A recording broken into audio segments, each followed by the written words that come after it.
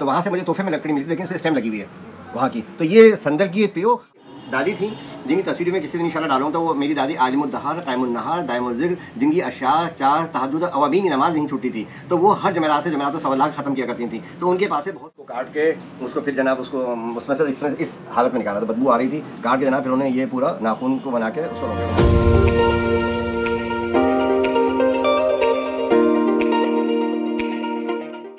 नाज़रीन, वीडियो तो आप मेरी बहुत सारी देखते ही चले आ रहे हैं और आपको पता है मैंने सैकड़ों के हिसाब से वीडियो बनाई, पत्थरों के ऊपर भी और नगीनों के ऊपर भी। आज ज़रा मैं थोड़ा सा चैनल के अंदर कुछ नए रंग और रूप दिखाना चाहता हूँ। जाहिर है मैं मॉर्निंग शो किया करता तो उसमें ये होता है कि मॉर्निंग के बाद कोई ऐसी चीज़ें दिखाई जाए, कुछ चीज़ें ऐसी बताई जाएँ जो कि आम लोगों को अटैक करें। तो इससे पहले पत्थरों से रिलेटेड ही ये भी चीज़ें हैं। आज मैं आपको अपनी वीडियो में वो चीज़ें दिखाऊँगा जो कि मुझे तोहफे के तौर पर मुख्तलिफ मालिक से मिली थी और जिनको मैं बेचता भी नहीं हूँ और मेरे अपने कलेक्शंस के अंदर है। तो पहले नंबर पर तो ये है संदल की लकड़ी। सऊदी अरब के अंदर मैं जब था डिफेंस मिनिस्टर प्रिंस सुल्तान बिन अब्दुल अजीज़ के यहाँ, तो वहाँ से मुझे तोहफे में लकड़ी मिली थी, लेकिन इसमें स्टेम लगी हुई है वहाँ की। तो ये संदल की प्योर खालिश लकड़ी है। संदल का इस्तेमाल किया जाता है दर्द सर के लिए। संदल को जो है घिस के आप सर पे लगाई तो उसका दर्द सर ख़त्म हो जाता है। लेकिन कहा जाता है दर्द सर को ख़त्म करना ही संदल को घिसना बहुत अहम तरीन काम है। उसको घिसना जो है वो भी दर्द सर है। लेकिन बहरहाल ये संगे असली संदली लकड़ी जो कि नापैद और नायाब हो गई, इसके इतने से टुकड़े भी नहीं मिलते। नंबर एक। दूसरी चीज़ ये अब से तकरीबन 400 साल पुरानी ये संदल की तस्वीर है मेरे पास और ये हमारे आबाओ अजदाद से चली आ रही है। ये मेरी दादी थी, जिनकी तस्वीर में किसी दिन इंशाल्लाह डालूंगा। तो वो मेरी दादी आलिमुद्दहर क़ाइमुन्नहार दाइमुज़्ज़िक्र, जिनकी अशार चार तहज्जुद अवाबीन की नमाज़ नहीं छूटती थी। तो वो हर जमेरात से जमेरात सवालात ख़त्म किया करती थी। तो उनके पास से बहुत सारी चीज़ें जो थी, सिर्फ किताबें और चंद एक तस्बीह और एक दो चीज़ें और जो थी उनकी ख़ास इस्तेमाल वाली, वो चूँकि ख़ानदान का बड़ा मैं था मेरे पास ही आई हैं और उसी वजह से ये तमाम ज़ौक़ और शौक़ जो है रुजू अल्लाह का मामला ज़िंदगी के अंदर जो पढ़ने पढ़ाने का है, तो उन्हीं तवज्जुह से मुझे मिला है। तो ये तस्बीह उनके ज़माने मेरे पास मौजूद है। और उसके बाद फिर आपको ये दिखाऊं, कहा जाता है ऊँट की रीढ़ की हड्डी अगर कोई शख्स अपने घर में रखे तो उस पर जादू नहीं होता। ऊँट की हड्डी को गले में डालने के लिए अभी मेरे पास 3 तस्बीहें थीं। 2 तस्बीहें मैंने बरतानिया भिजवा दी, एक तस्बीह अपने पास एज ए सुबीने के तौर पर रखी हुई है। ऊँट की तस्बीह, ऊँट की तस्बीह के ऊपर कहा जाता है विर्द भी किया जाए तो भी फ़ायदे में हामिल है। हाथों में, जोड़ों में या जिस्म में किसी किस्म का अगर दर्द हो तो उसके लिए फ़ायदेमंद है। गले में डालना है तो क्या कहा जाता है कि कोई किस्म के असरात या नज़र बद का शिकार हो तो ऊँट की हड्डी का आप इस्तेमाल कर सकते हैं। तो ये ऊँट की हड्डी की तस्बीह भी मेरे पास मौजूद है। ये भी पुरानी तकरीबन 50 साल से मेरे पास मौजूद है। अच्छा देखिए, जब हम कोई भी क्या कहते हैं वो अंगूठी वगैरह पहनते हैं, लोग तो अमूमन ये नक्श और दूसरी चीज़ें भी पहनते हैं, लेकिन उसमें सबसे अहम तरीन चीज़ है कुदरत की बनाई हुई। अल्लाह ताला ने सब चीज़ें इंसान के हाथ में दी है और दुनिया की सबसे कीमती तरीन चीज़ों से पैरों नीचे रख दी हैं। यानी कि जो जवाहरात हैं आपके पैरों के नीचे यानी ज़मीन में पाए जाते हैं। अब वो तो आप ही तलाश में मुनहसर है कि आप कहाँ से जाके और कैसे तलाश करें। जवाहरात एक बात याद रखिए, जब भी तलाश करने का इरादा हो, अब वो तो पहले उस पर रिसर्च कीजिए कि कहाँ कौन कौन सी लाइनें पाई जाती हैं, कैसी परतें होनी चाहिए, कैसा मट्टी का कलर होना चाहिए, ये फंडामेंटल चीज़ें हों। और फिर चढ़ते हुए चाँद जब शुरू तो उस वक्त जवाहरात तलाश करने के लिए और उससे बेटर टाइम जो है जवाहरात पत्थरों की तलाश के लिए, और वो है चढ़ते हुए चाँद के अंदर। अगर बरसात का मौसम मिल जाए तो क्या बात है। उसमें ये होता है तमाम पत्थर जो खिल के बाहर निकल आते हैं चाँद की रोशनी में, सूरज की रोशनी में, उसे ख़ास चमक दमक पैदा होती है और फिर खुद बुलाते हैं कि देखो मैं यहाँ मौजूद हूँ, मैं अल्लाह की जो हम तो सना कर रहा हूँ, यकता है उनको उनका बयान करता हूँ। और आप वहाँ घूमिए फिरिए पहाड़ों के अंदर, कुछ से कुछ हाथ में लग ही जाएगा। अरे भाई मेरे पास तो लास्ट जो नेक्स्ट जो प्रोग्राम करूँगा उसमें लावा दिखाऊंगा मैं आपको। इत्तेफाक के बाद लावे तो कहीं मैं रख के भी भूल गया हूँ ना, आपको लावा दिखाता जो मैंने बाकायदा पहाड़ों से मुझे खुद मिला है बलूचिस्तान के पहाड़ों में से। और उन लावे को आप ये तो उसकी सबसे बड़ी पहचान है कि अगर आप पानी में डालें तो उसमें तैरने लग जाता है। लावा 1 लाख चीज़ों के काम में आता है। मेरे पास लोग ढूंढते हुए आते हैं कि आसिफ साहब मुझे लावा अगर मिल जाए कि आपके पास। अच्छा, बाद लोगों को यही होता है कि अगर जाऊँगा तो उस दुकान में हर चीज़ मिलेगी, क्योंकि मैं तो बहुत ज़्यादा शौकीन मिजाज आदमी हूँ। तो उसके लिए जब भी कोई आप लक्ष्य या अंगूठी वगैरह पहनते हैं तो उसके लिए बखूरात का होना ज़रूरी है। बखूरात में अगरबत्ती, लोबान ये चीज़ें जो हैं अमूमन जलाई जाती हैं। सत्कार के अंदर गोश्त रोटी वगैरह सत्कार किया जाता है ताकि जो भी सबका जो रद्द बला करता है और आप अपने जो विर्द कहते हैं मौकल का विर्द इस्माउल हुसैन में, तो वो उससे रहमत नज़ुल होता है। पत्थर जब पहनते हो सब माइंड और बॉडी बैलेंस होता है। ये बखूरात हैं मेरे पास। इनमें अब चूँकि ज़ाहिर है इसमें खुशबू तो नहीं आपको सुंघा सकता है, लेकिन इस कदर उम्दा बेतहाशा खुशबू है कि ज़रा से भी आप बखूर ही इसमें डाल दें और कोयलों के ऊपर आप देखें पूरा कमरा पूरा घर महक उठेगा। और कोहरवा अंबर, ये अंबर के बखूरात हैं मेरे पास मौजूद। और ये मस्कत गया था, लिखा हुआ भी है मस्कत के बखूरात, ये भी महंगे में। वहाँ एक ख़ास किस्म का जो पहाड़ों के अंदर जो दरख्त पाए जाते हैं वहाँ ख़ास किस्म गोंद सा निकलता है, वो सूख जाता है। सूखने के बाद बिल्कुल अंबर की तरह लगता है, लेकिन ये अंबर नहीं है एक्चुअली, ये ख़ास किस्म की बखूर है। और ये सऊदी इसको बहुत पसंद करते हैं। मस्कती, बहरीन, अम्मान, शारजा, दोहा, अरबी तो खुशबू के दीवाने हैं।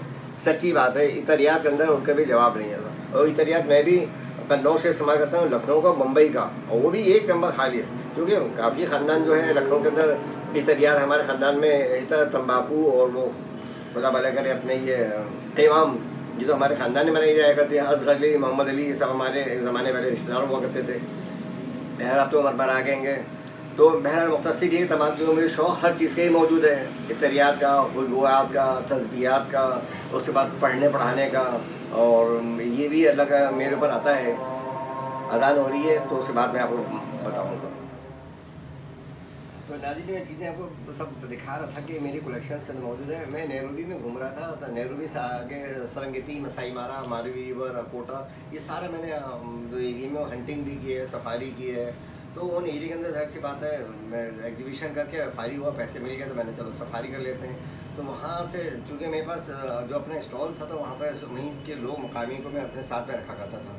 ये वहाँ तो चीना झपटी भी हो जाती है। तो एक साहब ने मुझसे यह कहा, आसिफ साहब अगर आप अफ्रीका जाएँ तो मेरे लिए काम कीजिएगा, मुझे जो है शेर का दांत चाहिए। मैंने शेर का दांत क्या करोगे? कह रहे नहीं यार बस मुझे चाहिए, मुझे बड़ा शौक़ है, मैं शेर का दांत अपने पास रखना चाहता हूँ। कहा जाता है भाई देखें, मुझे पता नहीं, साफ बात है, मैं तो दिखा रहा हूँ दिखाने के लिए कि अगर कोई शेर का नाखून रखे तो उसके ऊपर जादू नहीं होता है। यार मेरी तबीयत बहुत ख़राब रहती है, तो आप अगर वहाँ जाएँ तो शेर का नाखून लेते आइएगा।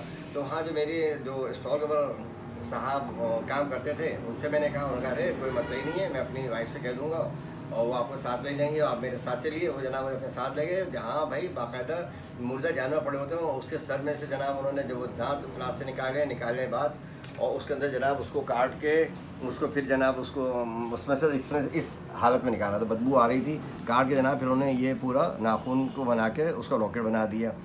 तो 2-3 बनवाए थे मैंने उनसे, वहीं पे लॉकेट और भाई एक इस हालत में लेकर आ गया। तो वो जनाब ये भी मेरे पास ऐसे सुबीने मैंने अपने पास रखा हुआ है, अगर किसी को चाहिए तो मिल जाएगा। तो वो जनाब वो उनके लिए लेकर आए, वहाँ से ही असली शेर का दांत और नाखून भी मौजूद, और इससे नाखून भी मेरे पास मौजूद हैं। 2 नाखून भी वहाँ से लेकर मैं लाया था, 4 नाखून, तो वो भी उन्होंने उसमें से काट, जैसे बदबू सड़ी भी आ रही थी। बहरहाल वो उन्होंने दिए कि जनाब ये आप ले जाइए, पैसे दे के मैंने ज़ाहिर शिलिंग्स वगैरह पेमेंट दी, वो लेकर मैं आ गया हूँ। शौकीन मिजाज आदमी, चीज़ें जमा करेगा तो पहले ही बहुत शौक़ था। तो ये मैं लेकर आया था, वो साहब को फिर मैंने दिए, बहुत खुश हुए कि आप मेरे लिए एक तोहफ़ा लेकर आ गए। तो नाज़रीन बात असल में ये कि शौक़ की कोई कीमत नहीं होती, मैं हरफन मौला आदमी हूँ। उसके अलावा मैं आपको अच्छा नेक्स्ट प्रोग्राम मेरे अभी 2-3 मुझे प्रोग्राम करना है। एक तो लावा का प्रोग्राम करना है, दूसरे संदल की लकड़ी, तो मैं अभी आपको दिखा दूँ। ये संदल की लकड़ी आप देखें, संदल की तस्वीर देखें, नापैद हो गई है और इसके अंदर क्या बात है, 20 साल पुरानी तस्वीर है और अभी भी खुशबू ऐसी आती है संदली तंबाकू जैसी संदल की, बड़ी ज़बरदस्त खुशबू है। ये मैंने बहुत तस्वीरें देखी, ये नेचुरल है। और अब जो है संदल का अमूमन ये होता है कि जनाब वो लगा दिया जाता है, क़िवाम लगा दिया जाता है, स्प्रे कर दिया जाता है, 2-4 हफ्ते में खुशबू ख़त्म होगी। आज इसको तकरीबन 20 से 25 साल गुजर गए, मैंने इसको पैक करके रखा हुआ, इस्तेमाल नहीं करता हूँ। क्यों झूठ बोलूँ, खामखा कि मैं इस्तेमाल करता हूँ। वो तस्वीर जो 400 साल पुरानी थी वो इस्तेमाल शुदा आएगी। ये संदल की तस्वीर मेरे पास रखी है, ये अंबर रखा हुआ है, ये जनाब ज़ाफ़रान रखी हुई है, ज़ाफ़रानी पैक क्यों ज़ाफ़रान आना बंद हो गई है।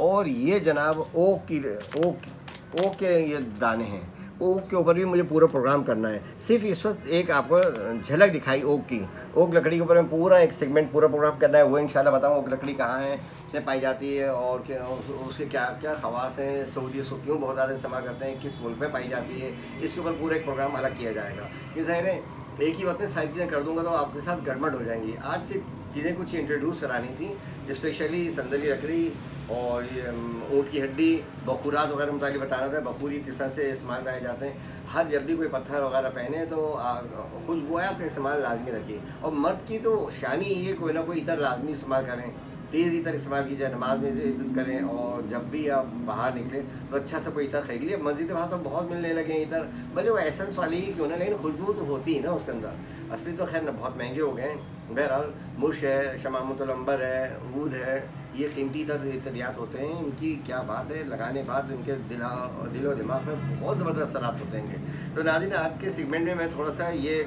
इंट्रोडक्शन कराना चाह रहा, छोटी सी कुछ अपनी कलेक्शन की। मेरे पास कलेक्शन तो बहुत सही चीज़ों की मौजूद है, गाहे बगाए इंशाल्लाह आपको कराता रहूँगा। आज है सेगमेंट में ख़ास करके ऊँट की हड्डी का और संदल का बताना था, और ये दाँत का बताना था, और बखूरात का बताना था। ये चीज़ें मैंने बता दी। नेक्स्ट प्रोग्राम में इंशाल्लाह लावे का बताऊँगा, और ओक की लकड़ी का और अंबर का।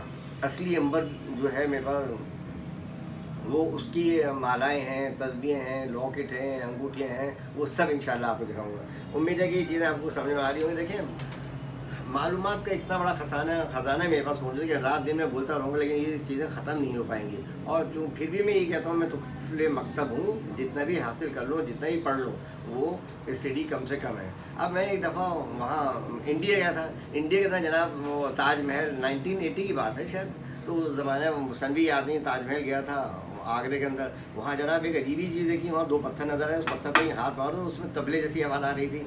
और आपको बता दूँ, अमेरिका के अंदर एक ऐसी जगह है जिसके अंदर एक होल बना, होल के अंदर जो है ना बड़ी ड्रोनी सी आवाज़ आती है, और वो आवाज़ तो कुछ भी नहीं है।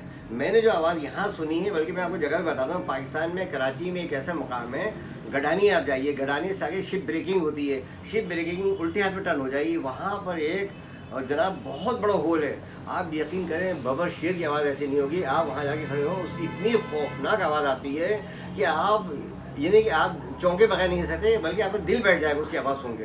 दिल दहला देने वाली वो आवाज़ें निकलती हैं उस पत्थर के अंदर से। और उसके अंदर बहुत गहरा होल हुआ है। जब पानी के अंदर की कोई लहर अंदर से गुजर के जाती है तो एयर प्रेशर बनता है, क्या होता है उसमें से ड्रोनी आवाज़ निकलती है, इतनी ड्रोनी कि आपका दिल बैठ जाएगा, वहाँ खड़े नहीं रह सकते हैं। और ये पूरे पाकिस्तान में ये जगह मैं आपको बता रहा हूँ, अगर आपको देखने का शौक़ है और सुनने का शौक़ है, क्योंकि मैं तो प्रैक्टिकली आदमी 50 दफ़ा वहाँ पर उस मुकाम में गया। एक दफ़ा जब वहाँ पहुँचा मुझे पता ही नहीं था, मेरा मुँह दूसरी तरफ से अचानक इतनी भयानक आवाज़ है कि मैं उछल पड़ा। मैंने ये आवाज़ क्या की, पता चला जनाब जो पीछे इतना बड़ा होल है, और उस होल में आदमी चला है तो जिंदा वापस नहीं आ सकता, इतना बड़ा होल बना हुआ है वो ना।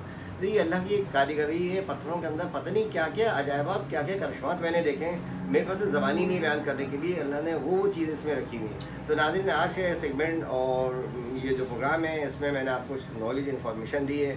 मज़ीद कोई मालूमात हासिल करना हो तो मोहम्मद आसिफ इंतखाब में लेकिन आपके लिए हाजिर हैं। लाइक कीजिएगा, शेयर कीजिएगा, और अच्छे कमेंट्स हैं वो लाजमी भेजिएगा। किसी किस्म की कोई मालूमात नहीं है तो वो मुझसे खिदमत हो सकती है। 1200 मैसेज लगे होते हैं लोगों बता के, मैं थक भी जाता हूँ। सब आती है बाद औक़ात मैसेज आप 3-4 दिन में दे पाता हूँ, तो उसका बुरा मत मानिएगा। तो ये सुर बटन लाजमी प्रेस कर दीजिएगा ताकि इन्फॉर्मेटिव वीडियो आगे लोगों तक पहुंच सके, और साथ में बेल का बटन है उसको भी थोड़ा सा प्रेस करिए। बहुत शुक्रिया, थैंक यू। लाइक कीजिए और कमेंट कीजिए। आप अपना बहुत ख्याल रखिएगा। उम्मीद है कि इंशाल्लाह इसको आप आगे बढ़ाएंगे। अल्लाह हाफ़िज़।